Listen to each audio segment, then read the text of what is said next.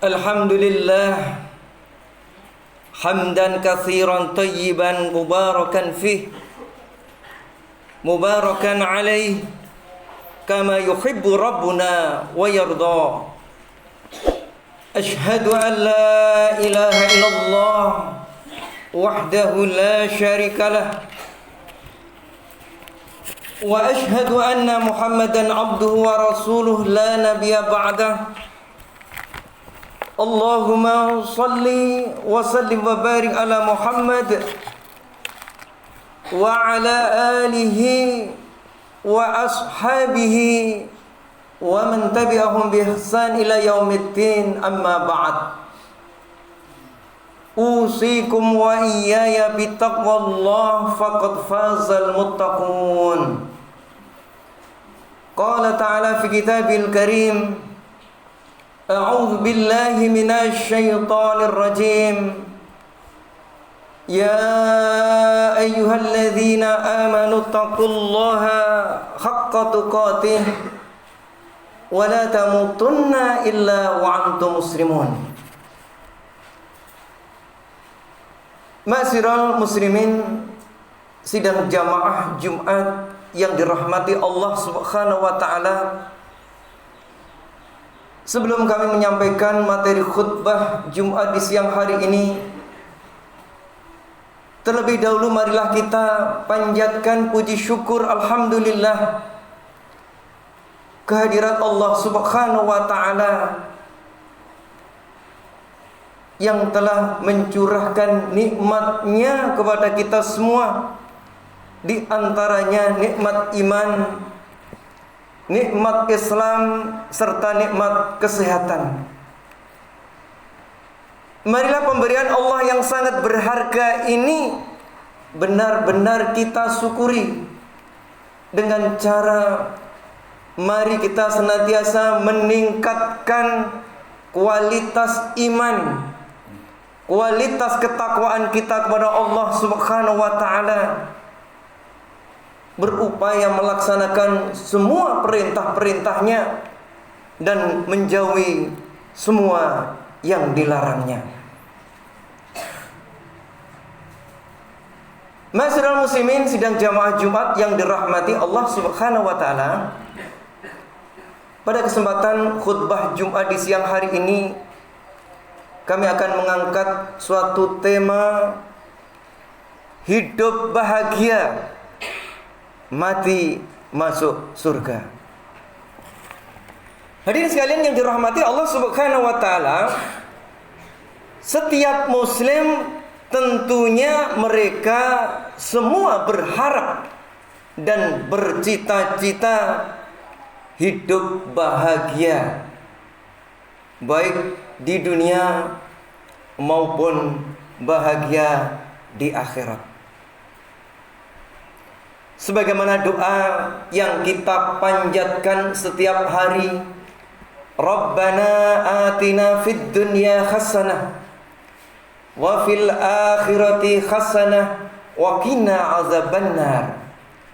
Ya Rabb kami, berikanlah kepada kami kebahagiaan hidup di dunia dan kebahagiaan hidup di akhirat, dan jauhkan kami dari api neraka. Nah, untuk mendapatkan jaminan kebahagiaan hidup di dunia dan kebahagiaan hidup di akhirat, inilah Rasulullah Shallallahu Alaihi Wasallam memberikan tuntunan, memberikan petunjuknya. Siapa yang mau melaksanakan petunjuk-petunjuk dari Rasulullah Shallallahu Alaihi Wasallam, maka akan tercapai apa yang ia inginkan, apa yang ia cita-citakan. Rasulullah Shallallahu Alaihi Wasallam bersabda di dalam hadis sahih yang diriwayatkan oleh Abu Dawud, yang disahihkan oleh Albani, juga terdapat di dalam kitab Al-Miskah. Rasulullah Shallallahu Alaihi Wasallam bersabda, salasatun kuluhum dhaminun 'ala Allah in asa ruzika wa kufiya wa in mata adkhalallahul jannah. Kata Rasulullah sallallahu alaihi wasallam, ada 3 kelompok, ada 3 golongan jenis manusia yang Allah Subhanahu wa taala memberikan suatu jaminannya. Inna asa ruzika, apabila ia hidup di dunia ini Allah tanggung rizkinya. Wa kufiya, dan Allah cukupkan rizkinya.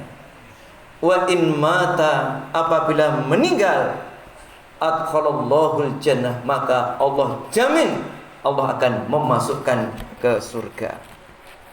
Nah, siapakah 3 kelompok, 3 golongan yang Allah jamin di dalam hidup di dunia bahagia, diberikan rezeki oleh Allah, dicukupkan rezeki oleh Allah, dan bahagia di akhirat ditandai dengan Allah menjaminnya memasukkan ia ke dalam surga. Yang pertama, kata Rasulullah sallallahu alaihi wasallam, man dakhala baitahu fasallim dhaminun 'ala Allah. Yakni orang yang membiasakan diri ketika memasuki rumahnya ia mengucapkan salam. Orang yang demikian fahuwa dhaminun Allah, maka Allah akan jamin, yakni dijamin dalam kehidupan dunia bahagia, di akhirat pun Allah akan memasukkan ke dalam surga. Masyarakat muslimin yang dirahmati Allah Subhanahu wa taala, mengucapkan salam terkadang ini hanya ketika kita di dalam pertemuan misalkan adalah taklim, kemudian ketika kita bersilaturahim kepada saudara atau tetangga kita. Kadang justru ketika masuk rumah sendiri maka itu diabaikan. Padahal ini adalah sunnah Rasulullah sallallahu alaihi wasallam. Bahkan Rasulullah sallallahu alaihi wasallam bersabda di dalam satu hadis yang sahih diriwayatkan oleh Imam At-Tirmidzi, juga termuat di dalam kitab Sahih Targhib wa Tarhib yang ditulis oleh Al-Hafidz Al-Munziri. Rasulullah bersabda, "Ya bunayya, idza dakhalta ala ahlika fasallim, fatakunu barakatan 'alaik wa ala ahli baitik." Wahai anakku Anas. Jadi Rasulullah memperlakukan Anas bin Malik ini. Anas bin Malik ini adalah khadim, pembantu Rasulullah sallallahu alaihi wasallam semenjak usia 5 tahun. Jadi kisahnya, ketika Rasulullah sallallahu alaihi wasallam berhijrah ke Madinah, banyak di antara kalangan para sahabat itu memberikan suatu hadiah. Kemudian Ummu Sulaim itu bingung apa yang bisa diberikan hadiah. Lantas Anas bin Malik putranya kemudian diberikan kepada Rasulullah sallallahu alaihi wasallam. Ya Rasulullah, putra saya Anas bin Malik yang saat ini usia 5 tahun ini saya infakkan kepada panjenengan agar bisa membantu segala kebutuhan panjenengan. Semenjak itu maka Anas bin Malik menjadi khadim yang membantu segala keperluan Rasulullah sallallahu alaihi wasallam. Sehingga beliau banyak meriwayatkan hadis dari Rasulullah sallallahu alaihi wasallam. Sehingga Rasulullah mengatakan, "Ya bunayya, wahai anakku, idza dakhalta ala ahlika, apabila kamu ingin memasuki rumahmu, fasallim, maka ucapkan salam." Apa hikmahnya? Fatakunu barakatan 'alaik, karena hal yang demikian akan memberikan barokah kepada kamu. Wa barakatan 'ala ahli baitik, dan juga memberikan keberkahan kepada ahli keluarganya.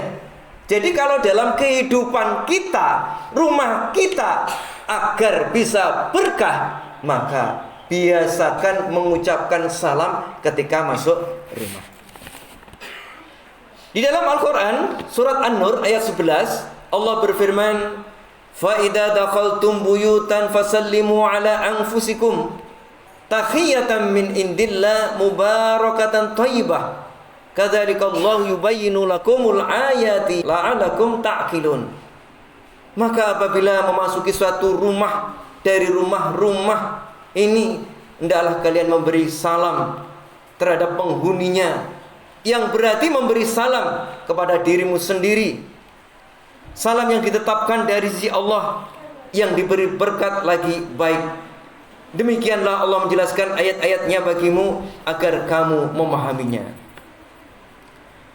Masyarakat muslimin yang dirahmati Allah Subhanahu wa taala. Nah, kemudian bagaimana apabila penghuni rumah tidak ada? Apabila rumah dalam kondisi kosong? Rasulullah mengajarkan di dalam suatu hadis di dalam kitab Adzabul Mufrad, Rasulullah bersabda, "Man dakhalal baita ghairal maskun falyaqul assalamu alaina wa ala ibadi wa ala ibadillahi sholihin." Ya. Ini adalah doa yang diajarkan Rasulullah sallallahu alaihi wasallam. Apakah rumah itu ada orangnya maupun tidak ada orangnya. Kemudian yang kedua, kata Rasulullah sallallahu alaihi wasallam, ya, yang beliau Allah memberikan suatu jaminannya di dunia dan jaminan di akhirat, yakni adalah wa man kharaja ilal masjid fa huwa dhaminun 'ala Allah. Barang siapa keluar dari rumah dengan tujuan untuk ke masjid. Tentunya tujuannya adalah dalam rangka untuk beribadah. Ya. Di antaranya adalah melaksanakan sholat 5 waktu dan berbagai macam kegiatan yang bernilai ibadah. Maka fahuwa dhaminun 'ala Allah, maka Allah akan memberikan jaminannya. Rasulullah sallallahu alaihi wasallam bersabda di dalam hadis yang diriwayatkan oleh At-Tirmidzi. Di dalam hadis ini ada hadis hasan, "Idza ra'aitumur rajul ya'tadul masajid fashhadu lahu bil iman." Ya. Apabila kamu melihat orang yang rajin mendatangi masjid, maka persaksikan bahwa dia adalah orang yang beriman.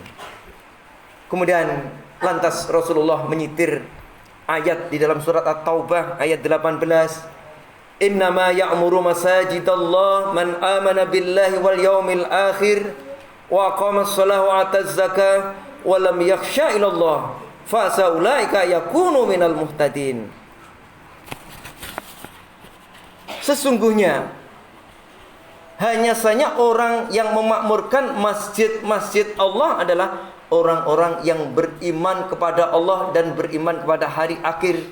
Kemudian yang kedua, mendirikan sholat, menunaikan zakat, dan tidak takut kecuali kepada Allah. Mereka itulah orang-orang yang diharapkan, termasuk orang-orang yang akan mendapatkan hidayah.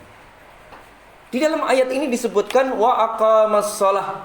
Ciri orang yang memakmurkan masjid Allah itu adalah mereka orang-orang yang memakmurkan masjid Allah, menjadikan masjid ini sebagai aktivitas dalam beribadah, diantaranya melaksanakan sholat 5 waktu. Itu adalah tanda orang yang memakmurkan masjid Allah.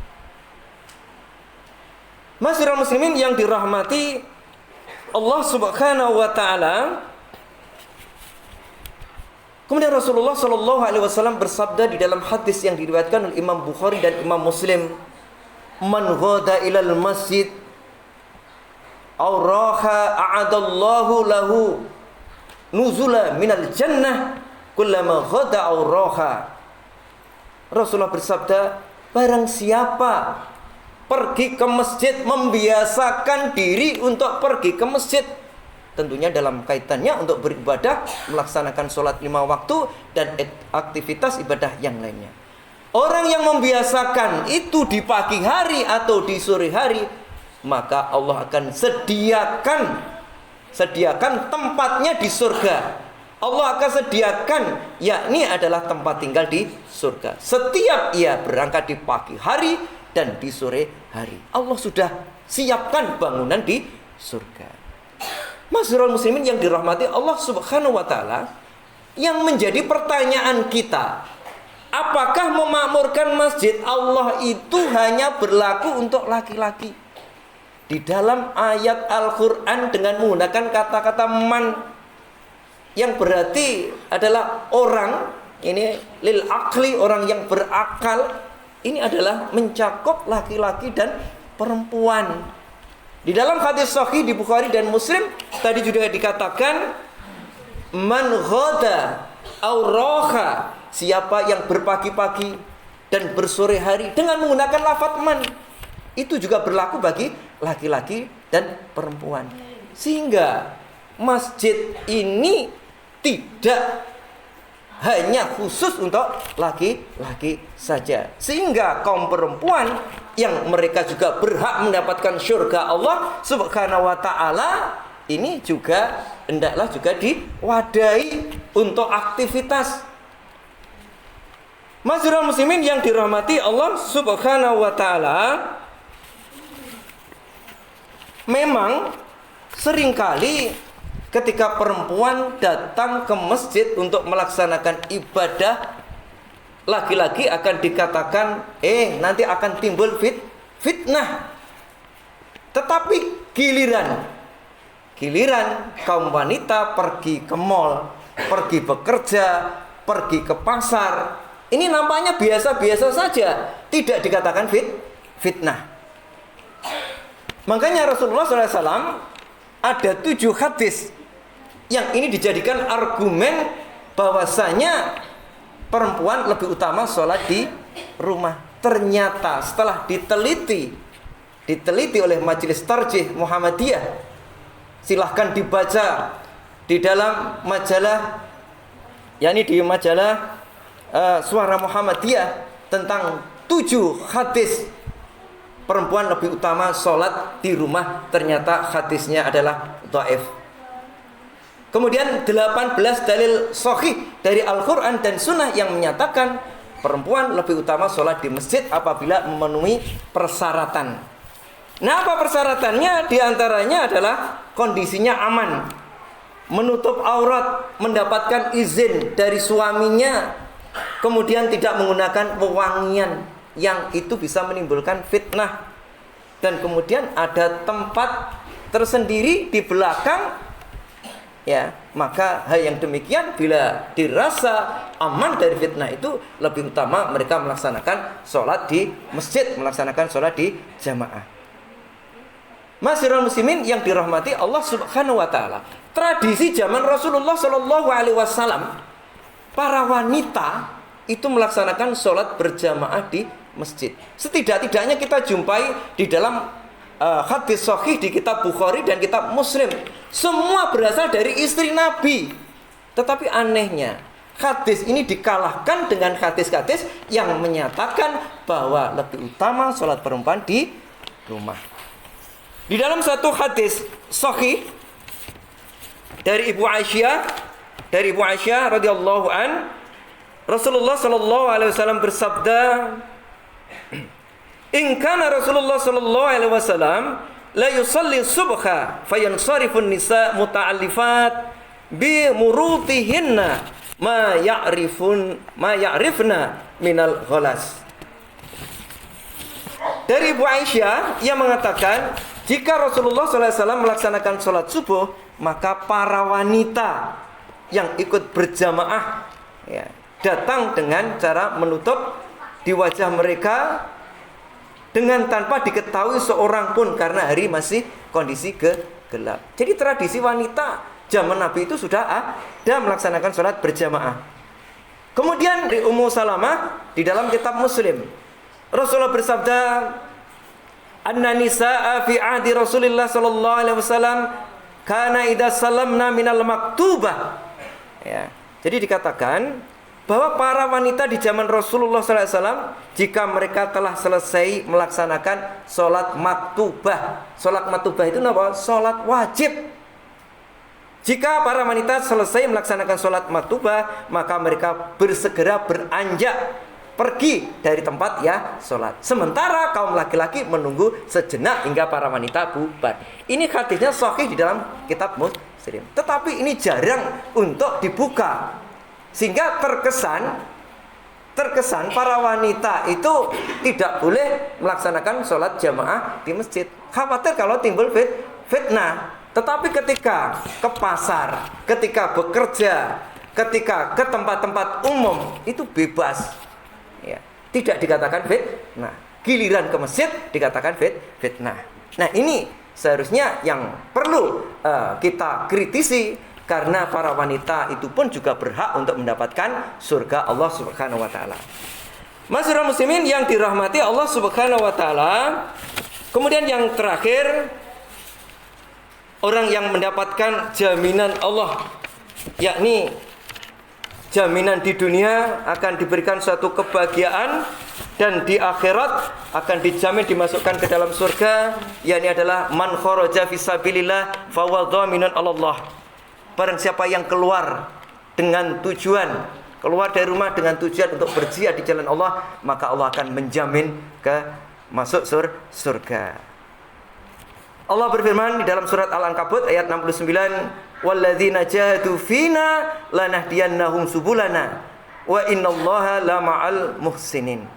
Dan orang-orang yang bersungguh-sungguh berjihad di jalan Allah, maka benar-benar akan kami beri petunjuk kepada mereka jalan-jalan kami. Dan sesungguhnya Allah benar-benar beserta orang-orang yang berbuat baik. Nah, jihad di dalam ayat ini bersifat umum. Karena ayat ini turun sebelum adanya perintah kewajiban berperang. Ini bisa kita lihat di dalam tafsir Al-Qurtubi.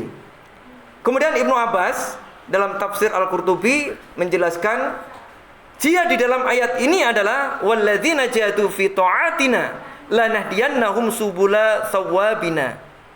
Orang-orang yang berjihad bersungguh-sungguh di jalan Allah itu maksudnya adalah mereka itu mentaati kami, mentaati Allah. Orang yang taat kepada Allah akan kami beri jalan, akan kami beri petunjuk kepada mereka jalan-jalan untuk mendapatkan pahala dari kami. Yakni pahala, yakni dengan pahala surga. Kemudian Abu Sulaiman Ad-Darani, ya, sebagaimana di dalam tafsir Al-Qurtubi mengatakan, laisa jihadu fil ayah qitalul kufar. Ya, jadi bukanlah jihad di dalam ayat ini adalah berperang dengan orang-orang kafir saja. Bal huwa nasruddin warraddu 'alal mubtilin. Tetapi adalah berjuang menolong agama Allah, meninggikan kalimatullah menjadi kalimat yang tertinggi. Ini. Kemudian juga menolak dari perbuatan-perbuatan yang batil.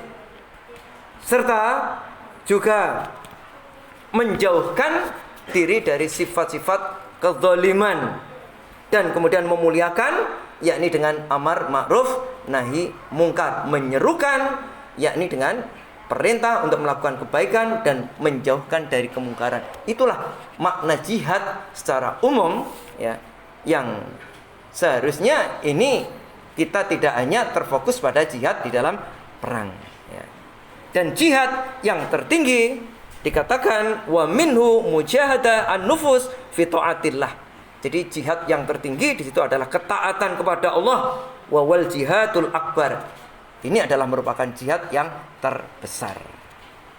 Demikian hadirin sekalian yang dirahmati Allah Subhanahu wa taala yang bisa kami sampaikan. Mudah-mudahan Allah Subhanahu wa taala senantiasa membimbing kita, memudahkan kita untuk bisa mengamalkan ini. Amin. Barakallahu li wa lakum fil Qur'anil Karim wa nafa'ani wa iyyakum bima fihi minal ayati wa dzikril hakim wa taqabbalallahu minna wa minkum tilawata innahu wal ghafurur rahim.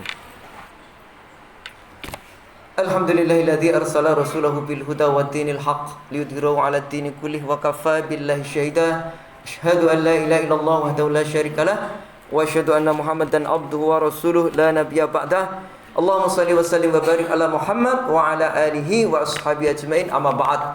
Usikum wa iyaya bittaqwallah faqad fazal muttaqun. Qala ta'ala fi kitabil karim, a'udzu billahi minasy syaithanir rajim.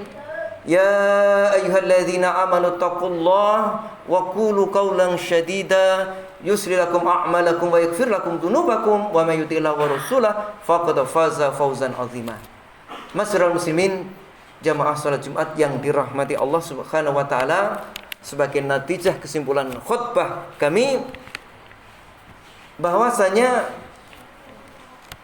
Allah Subhanahu wa taala menjamin kepada orang-orang mukmin dengan jaminan hidup bahagia di dunia dan jaminan di akhirat Allah akan memasukkan ke surga.